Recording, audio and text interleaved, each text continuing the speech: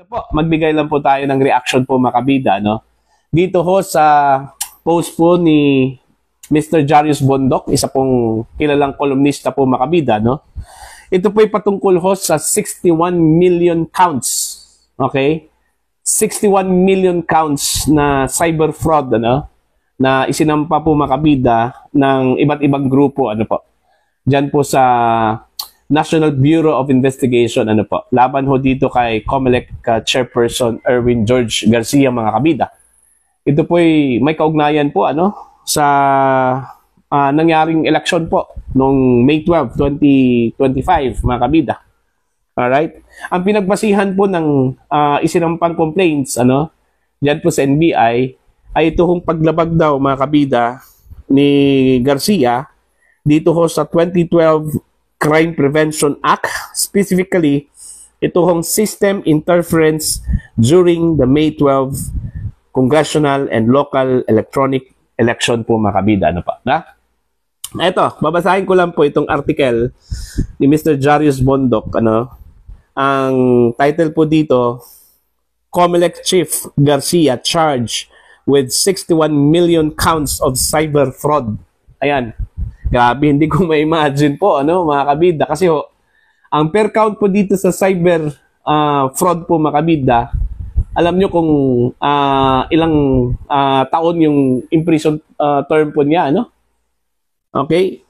12 years. Okay? Per count po yan. Pero 61 million counts, lahat. Plus minimum of 200,000 pesos yung fine po, mga kabida, no? Per count pa rin. Okay? Eto, babasahin ko lang po. COMELEC Chairman George Garcia has been charged with 61 million counts of cyber fraud. Each count fetches imprisonment of 6 years and 1 day to 12 years, plus minimum of 200,000 pesos fine, increasable to a maximum amount of proportionate to the damage caused by the offense. Garcia was accused of breaking the 2012 Cybercrime Prevention Act, specifically system interference during the May 12 congressional and local electronic election. Also impleaded at the NBI last week were COMELEC commissioners Aimee Ferolino Ampologio, Roy Bulay, Nonina Tangaro, Kasinga, and Nelson Celis, Ernest Maceda, and Noli Pipo. Ayan, ito po yung mga respondents po mga kabida, no? Okay? System interference. Ano po ito? Supposedly was committed 3 ways. Ano po? Okay? Ano po yung tatlong mga paraan po, ano? Dito ho sa pag-commit ng system interference po mga kabida. Unang-una, the wrong source code was installed in 110,000 precincts counting machines. Ayan, wrong source code. Isa yun sa mga paraan ano, dito ho sa sinasabi hong system interference mga kabida. Number 2, unauthorized intermediary server called Data Center 3 consolidated and processed 55,874,700 votes before transmittal to 5 transparency servers of PPCRB, NAMFREL, Media, Dominant Majority Party, and Dominant Minority Party. Number 3, COMELEC by itself cleaned up, okay, deleted what it called discrepancy of up to 5 million votes without informing beforehand PPCRB, NAMFREL, Media, Dominant Majority Party, and Dominant Minority Party. Those numbers up to 60,984,705 counts of cyber fraud. Dami, mga kabida, no? Okay?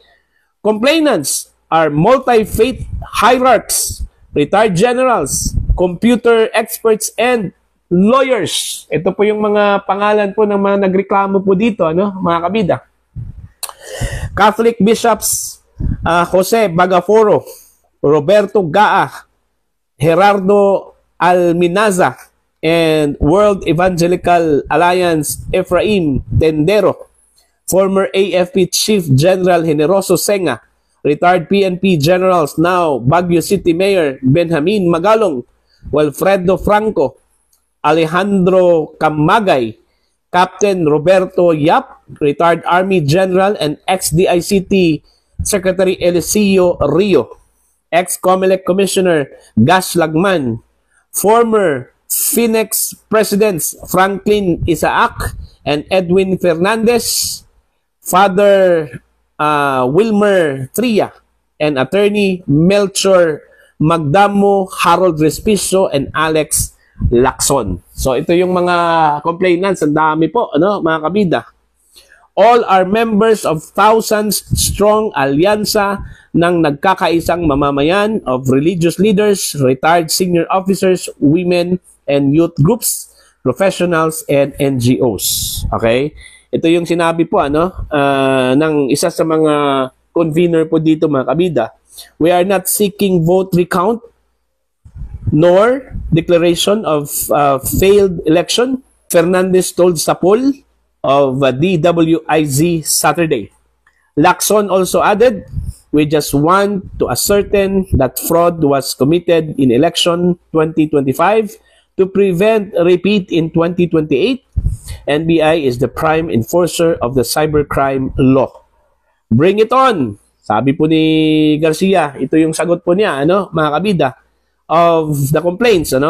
We welcome the chance to answer. The 6 commissioners prefer to reply only to the NBI. Okay?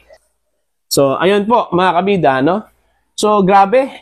Ang dami po, 61 million counts po, mga kabida. Mantakin nyo yan. Kung isusuma po natin, yung per count po niya, nasa 6 to 12 years yung imprisonment. Okay? I-times mo yan sa 61 million. Matatapos na lang po yung mundo po, mga kabida, pero hindi pa po matatapos yung anong tawag po dito?